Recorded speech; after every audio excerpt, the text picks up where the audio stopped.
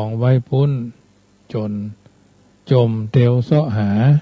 ว่าเมื่อตะวาเอามาไว้นี่คนเฮามนุษย์คนเฮาเป็นไปอย่างอี้จะลามีมาจั่วพบ40ลืมหน้า50ไขว้ครบบวกเข้าหลังลืมเป็นอย่างอี้แท้ไผบ่ต้องฝืนมาหนึ่งนังเป็นไปอย่างอี้อนิจจกรรมมานำมาก่อนขี้หากเป็นติดมาบีบคั้น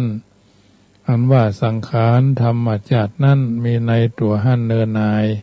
หนุ่มแก่ก็ลุผุไปจนตายเปรียบเหมือนตุงใจ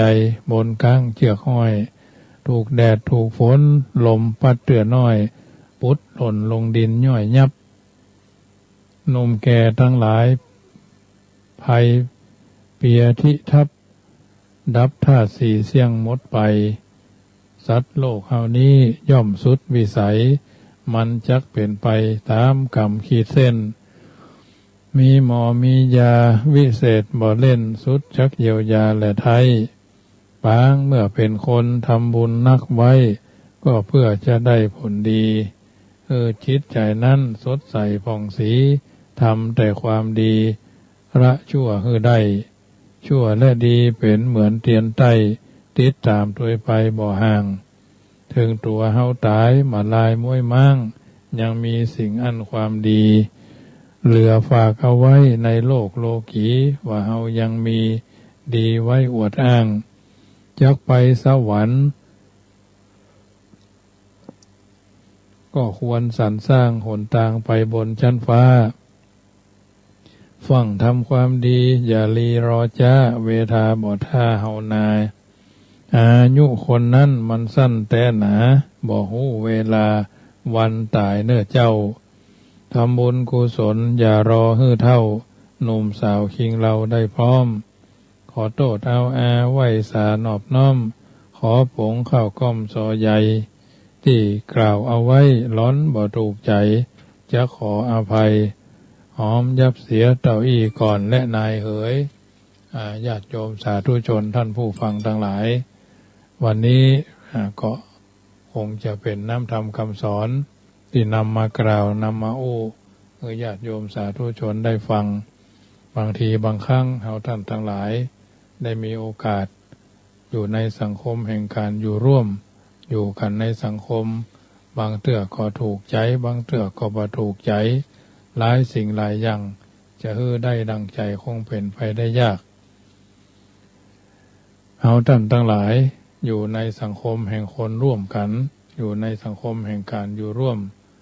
คนทำเขาบ่อู้แต่คนอู้เขาบ่ทำหรือบ่ได้ทำนองที่ว่าบางเตื้อบางครั้งบางโอกาสเราก็พอในสิ่งที่มันบ่ดีบ่งามระหว่างกันและกันเพราะฉะนั้นถือว่าสิ่งต่างๆเหล่านี้เป็นสิ่งที่เราจำเป็นจะต้องนำความเข้าใจมากระทำบำเพ็ญให้เป็นไปในการดำเนินชีวิตเราอยู่ในสังคมเราจะมีที่พึ่งโบราณบัณฑิตในทางพระพุทธศาสนาเปิดมีเรื่องของสารคดีก้อมพอดีไปอ่านหนังสือพระเกี่ยวกับสารคดีก้อมเอาไว้นึงว่าเอาไปไหว้พระธาตุตัวเพิ่งกันบ่นี่นะเอาไปไหว้พระธาตุตัวเพิ่งกันบ่พระธาตุเจดีย์หรือพระธาตุพระเจดีย์หรือพระธาตุหรือบรมธาตุหรือบรมธาตุเจดีย์นั่นหากจะอู้โดยรวมแล้วอยู่ในความหมายเดียวกันตำนานได้ตรัสเอาไว้ขั้นพุทธกาลก่อนที่เสด็จทับขันธปรินิพพานว่าเฮาตถาคตอยู่บ่เมินแล้วก็จะปรินิพพานศาสนาของเฮายังบ่แพร่หลายดังนั้นเมื่อเฮาปรินิพพานไปแล้วมหาชนจะถือเอาพระธาตุนั้นจะบังเกิดแม้จักมีขนาดเท่าเม็ดพันธุ์ผักกาดบรรจุไว้ในเจดีย์ที่อยู่แห่งตนแล้วปรนนิบัติกราบไหว้บูชา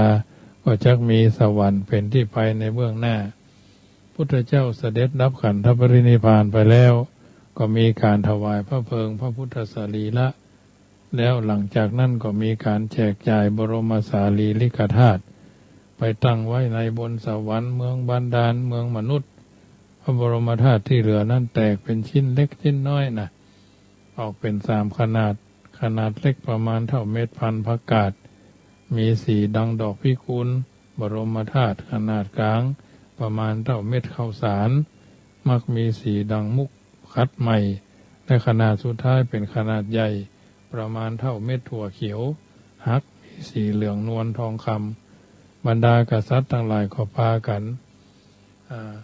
กราบไหว้เนาะพิธีถวายพระเพลิงพระพุทธสรีระก็แจกจ่ายกันไปพระธาตุเจดีย์ที่ได้ถูกสร้างขึ้นในแต่ละยุคแต่ละสมัยล้วนแล้วแต่มีรูปร่างแบบลักษณะสถาปัตยกรรมแตกต่างกันไปอิทธิพลแห่งศิลปวัฒนธรรมตลอดจนสภาพแวดล้อมนับตั้งแต่สมัยทวารวดีเป็นชุมชนยุคแรกที่เริ่มประวัติศาสตร์ส่วนใหญ่ในยุคสมัยนั้นจะนับถือศาสนาพุทธแบบหินยานศิลปกรรมที่เกิดขึ้นจะมีความเกี่ยวข้องกับศาสนาจนแยกกันมาออกว่าจากหลักฐานที่ปรากฏพระบรมสารีริกพระบรมธาตุเจดีย์ปรากฏใน2 รูปแบบแรกจะเป็นพระธาตุเจดีย์รูปสี่เหลี่ยมเป็นจัตุรัสองค์พระระฆังคว่ำระฆังโอคว่ำยอดเหนือรัตนบัลลังก์มีลักษณะยาวเรียวเป็นแบบที่ได้รับอิทธิพลมาจากสมัยปาละของประเทศอินเดียแบบที่2ตรงบริเวณส่วนฐานจะเป็นรูปสี่เหลี่ยมจัตุรัสเดียวกันและองค์ระฆังมีลักษณะคล้ายบาทคว่ำป่องฉะไหนคล้ายชัดปรียอดมีรูปคล้ายดอกบัวตูมศิลปวัฒวารวดีนี่ถือเป็นว่าสมัยแรกนี้มีการสร้างพระสถูปเจดีย์บรรจุบรมสารีริกธาตุพุทธเจ้าในประเทศไทยสถาปัตยกรรมแบบนี้ปรากฏเป็นแบบจังหวัดนครปฐมราชบุรีสุพรรณบุรีและจังหวัดลำพูนนอกจากนี้ยังมีพระธาตุเจดีย์อายุในยุคสมัยเดียวกับศิลปะทวารวดีลักษณะรูปแบบก่อดังที่เฮาท่านทั้งหลายได้ไปกราบไปไหว้กันโดยทั่วๆไปสำหรับเจดีย์สมัยสุโขทัยพ่องสมัยอยุธยาพ่องก็มาตามลำดับทีนี้มาถึงยุคสมัยล้านนาเฮามีคติประเพณีการบูชาพระบรมธาตุบูชาพระธาตุปีเกิดของภัยของมันเนาะมีการนิยมสร้างพระธาตุเจดีย์ไว้นอกเวียงบริเวณนอกคูเมืองมีการสร้างเวียงพระธาตุศิลปกรรมยุคนั้นก็จะเน้นการผสมผสานศิลปกรรมที่มีอยู่ดั้งเดิมของแคว้นหฤพูนชัยซึ่งมีอยู่ที่เมืองลำพูนประกอบด้วยศิลปกรรมแบบพม่าลังกาสุโขทัยด้วยกันองค์พระสถูปเจดีย์จะประดับด้วยทองจังโกฏหรือโลหะผสมที่ผสมด้วยทองแดงทองเหลืองหนักและทองคำตีแผ่นขนาดเป็นแผ่นบางแต่แข็งแรงแปะติดหุ้มรอบๆพระธาตุเจดีย์ในการทำบุญสุนทรทานกุศลถือว่าเป็นการสะสมเสบียงเพื่อชีวิตใหม่อันการบูชาพระบรมธาตุถือเป็นการทำบุญแห่งวิธีหนึ่งที่คนเฮาแต่ละชะตาปีก็มักจะไปทำกันเดินทางไปสักการะบูชาอย่างน้อยๆก็ปีละเตื้อพระธาตุไผ่พระธาตุมันเนาะอาตมาภาพกับพระธาตุเจ้าวัดพระสิงห์คนเกิดปีมะโรงนะปีมะโรงงูใหญ่เพื่อเกิดความเป็นสิริมงคลทางล้านนาได้ถือความเชื่อเกี่ยวกับการสักการะบูชาพระธาตุปีเกิดว่าจะเป็นการช่วยสะเดาะเคราะห์เสริมความเป็นมงคลแก่ชีวิตแข็งแกร่งและมั่นคงดังนั้นผู้คนในดินแดนต่างๆจึงได้มุ่งมั่นพากันเดินทางไปนมัสการกราบไหว้พระธาตุปีเกิดเพื่อให้พระธาตุประจำปีเกิดนั้นบันดาลอภิบาลคุ้มครองปกป้องและความเจริญก้าวหน้ามาสู่ชีวิตพระธาตุประจำปีเกิดต่างๆที่คนบ่เก่าโบราณเก่าเกื้อล้านนาได้บันทึกไว้นั่น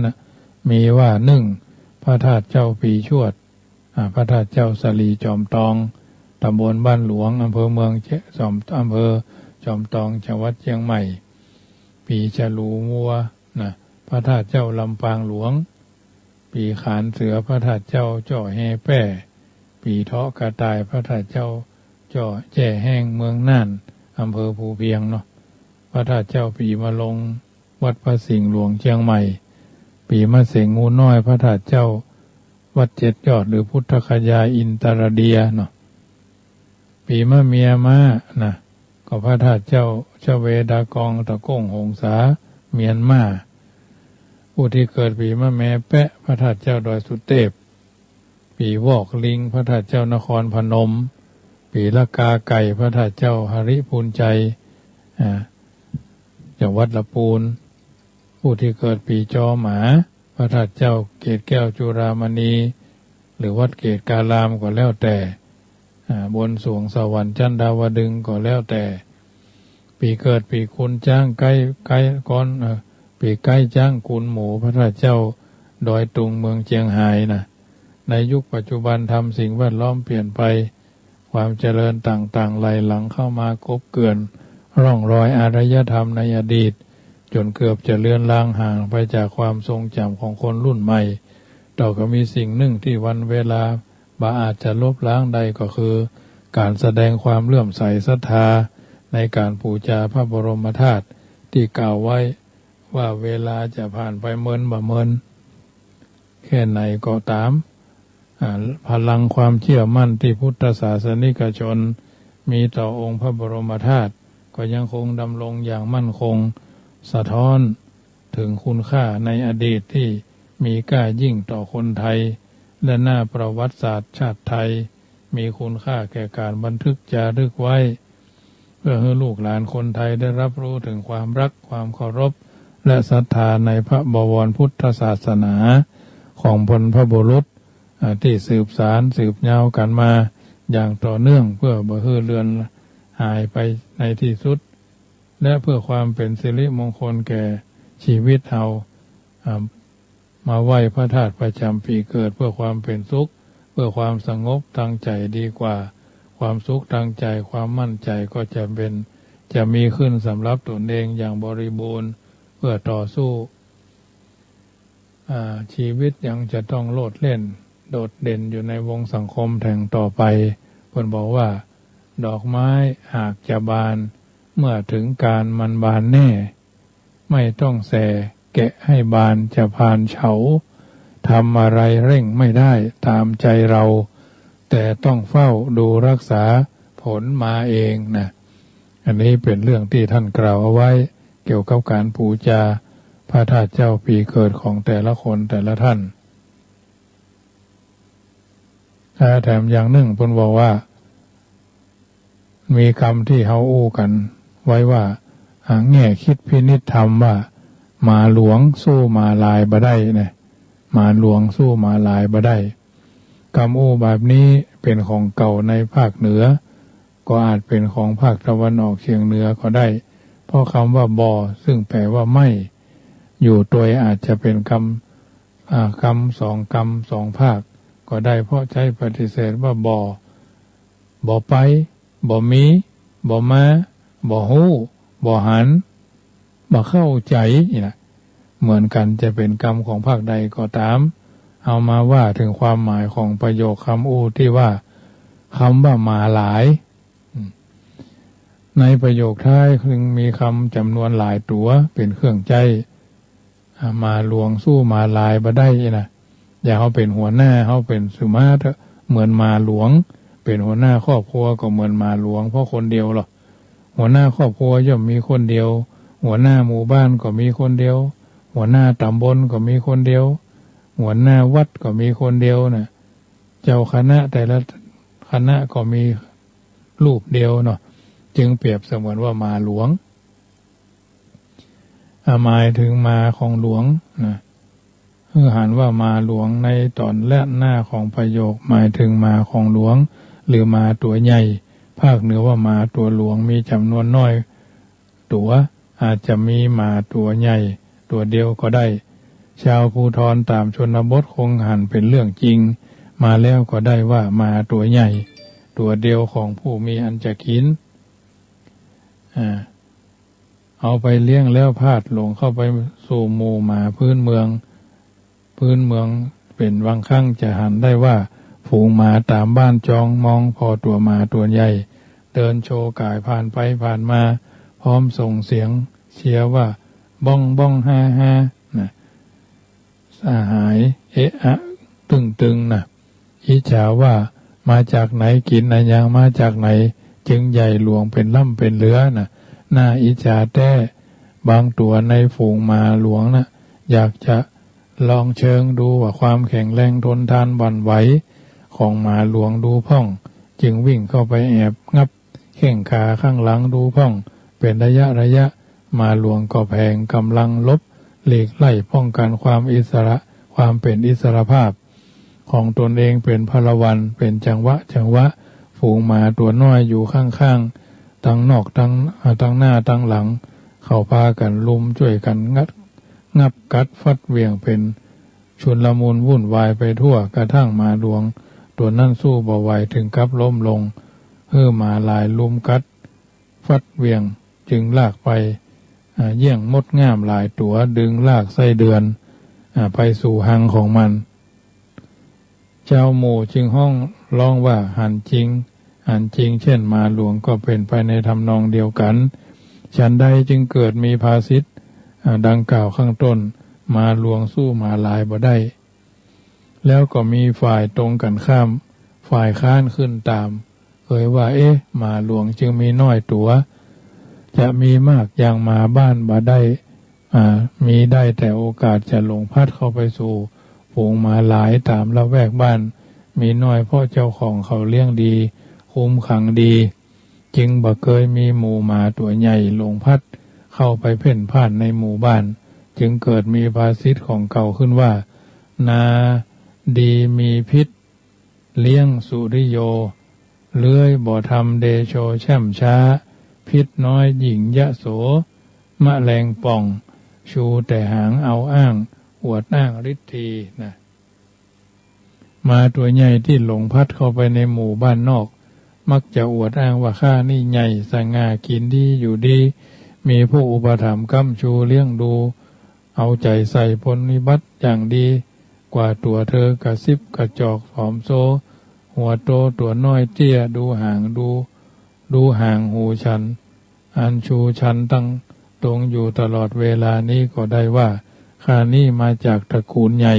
สง่างามพร้อมด้วยอำนาจวาสนาสิบอกบทนี้พอจะทราบว่าหมาตัวใหญ่ตัวน้อยตัวสู้หมาบ้านตัวน้อยๆแต่มีมากตัวบ่ได้ขยายความต่อไปแถมว่าผู้มีอำนาจวาสนาสูงส่งจำนวนน้อยที่ใช้อำนาจพิษทำนองของธรรมประเวณีอันเป็นของท้องถิ่นเขานิยมกันมาเมินแล้วย่อมบ่ได้ก้าวหน้าได้ล้มเหลวในที่สุดอันหมายถึงระบอบประชาธิปไตยของคนเฮาด้วยหมาบ้านมีขนาดน้อยๆตัวใดชอบเห่าหอนดีเจ้าของก็ได้ประโยชน์เฝ้าประตูเป็นแขกยามแจ้งเหตุทราบเจ้าของก็เลี้ยงไว้อาศัยฝีปากถึงแม้จะบ่ชอบกัดก็อาศัยเสียงเห่าเหมือนผู้มีฝีปากดีอู้ชัดจ้านเหมือนต่อยหม้อหมู่คณะก็เอาไว้เป็นกันชนต่อสู้กับฝ่ายตรงข้ามในข่าวปารมประทะคารมหมาตัวที่มีฝีปากจัดเห่าดีนักบ่ค่อยจะกัดไผเพราะความกดดันแข็งขึงโกรธได้ระบายออกมาทางเสียงมากมายแล้วจึงบ่ค่อยชอบใช้กัดกำลังกัดคบงับเหมือนตัวที่เห่าเงียบขรึมนะเหมือนงูพิษร้ายเช่นจงอางสามเหลี่ยมงูก้านป้องนะแมวเซาที่เคลื่อนไหวไปมาช้าๆอย่างพญานาคหรืองูพิษร้ายแรงอื่นๆนะนักปราชญ์ผู้ยิ่งใหญ่หันแจ้งในศาสตร์ต่างๆก็มักจะอู้จากันเชื่องช้าแต่นักแน่นเมินจะอู้ออกมาทีด้วยเหตุปัจจัยส่วนผู้ที่หู้น้อยกว่ามากรู้เริงใจกลกรบเกิดอยู่ในสะจ้อยบ่เคยหัน ทะเลชะเลไก่กลางสมุทรชมว่าน้ำบ่อน้อยมากล้นลึกเหลือผู้ที่อยู่หูน้อยหูพ่องบ่หูพ่องมักจะชอบอวดอ้างฤทธิ์อยู่เสมอในสังคมไทยผู้ที่หูมากมีจำนวนน้อยแต่ได้คัดกับขนบธรรมเนียมประเพณีของสังคมนั้นๆก็ไปบ่รอดแล้วจะทำอย่างใดจึงจะถูกต้องไปได้มีเสียงหนึ่งสอดแทรกขึ้นมาว่าจริงเรื่องนี้เป็นจริงดังว่ามาเพราะข้าเคยได้ยินคำในสังคมไทยอยู่บ่อยๆว่าผู้ที่จัดจ้านเหมือนต่อยหอยนั่นแหละซึ่งนักนานย่อมพิษมากเพราะเนื้อเรื่องมีเพียงเล็กน้อยแต่ผู้นะเหมือนนานยาวตามปกตินิสัยของผู้ชอบนักจึงมักยิบนั่นยิบนี่อ้างหั่นอ้างนี่มาอ้างอิงเพื่อเร่งเร้าตัณหาฟังชอบคนนักเช่นนักภาษาบาลีมาอ้างอิงถูกพ้องบ่ถูกพ้องหรือผู้นักก็ภาษาอังกฤษฝรั่งเศสก็ชอบหยิบเอามาหั่นน้อยนี่น้อยนะส่วนท่านผู้ที่พ้องบ่พ้องคอยหยิบเอาอื่นมาอ้างอิงเป็นจังหวะถ้าท่านผู้ใดเป็นชาวป่าคนในชนบทเมื่อเดินทางเข้าป่าดงดิบหนาทึบท่านจะหันฉากจริงในการเดินทางอยู่พ้องมีงูลากเชือกงูสายปานพยินตัวน้อยยาวมีลวดลายสวยงามมีทั้งสีขาวแดงเหลืองเขียวแก่อ่อนไปทั่วทั้งตัว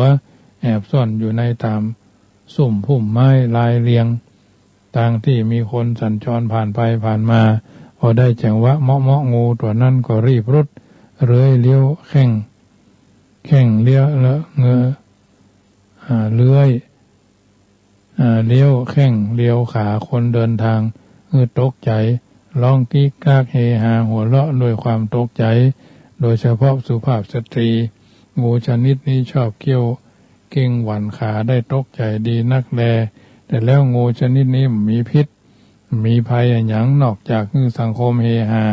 ร้องวิดวัดไปเป็นครั้งเป็นคราวเท่านั้นอย่างนี้ก็มีหันกันในโลกมนุษย์ดังนั่นผีสางกางแดงที่หลอกหลอนคนขวัญอ่อนในยามค่ำคืนเปล่าเปลี่ยวที่เขาเล่ากันมานั่นจะบ่มีจริงหรืออันเรื่องผีบ่มีไข่เกิดก่อนไก่หรือไก่เกิดก่อนไข่นั่นมีไผพิสูจน์ได้ไว้จะได้พ้องอันนี้เป็นวจนะประพันธ์ที่นำมากล่าว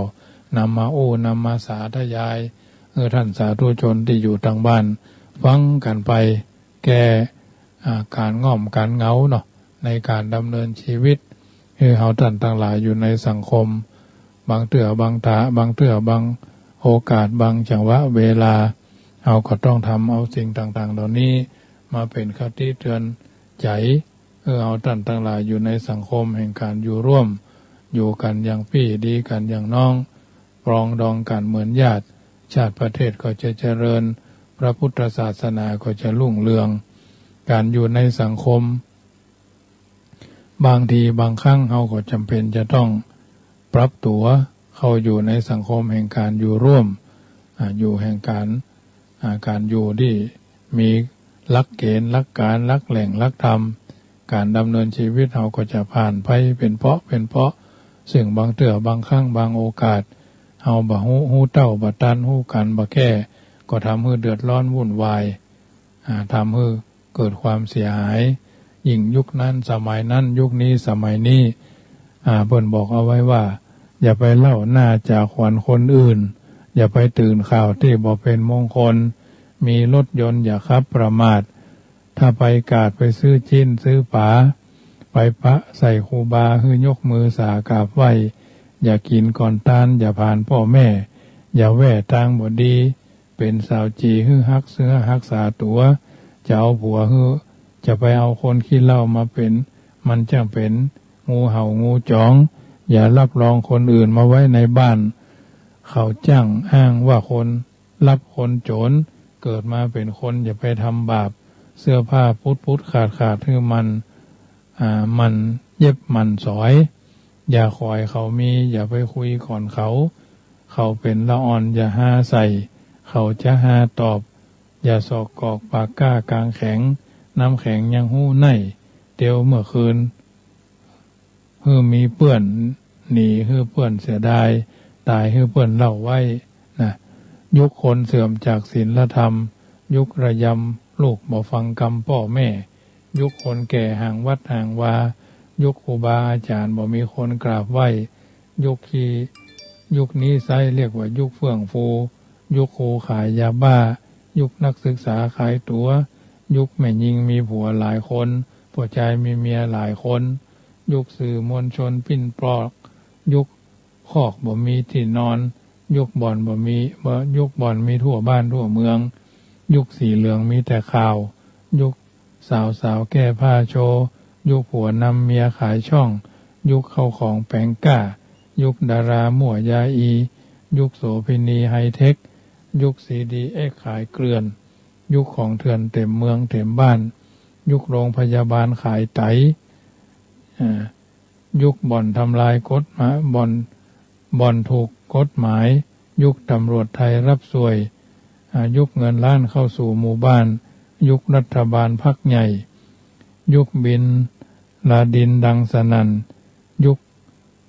ยุคที่วัดกลายเป็นสนามกอล์ฟอัมพรายยุคประหลาดคลังแสงระเบิดยุคเศร้าโศกต่างโลกเขายังว่าดีอันนี้เป็นสิ่งที่ท่านกล่าวเอาไว้นำมาก้อนใกล้เสนอให้ญาติโยมได้ฟังก่อนเข้าสู่นิทานในค่ำคืนนี้บุญกุศลจากการฟังน้ำฟังธรรมคือเฮาท่านทั้งหลายนำไปพิจารณาในการดำเนินชีวิตของเฮาท่านทั้งหลายเพิ่นบอกว่าลูกศิษย์ดีเพื่อตู้เจ้า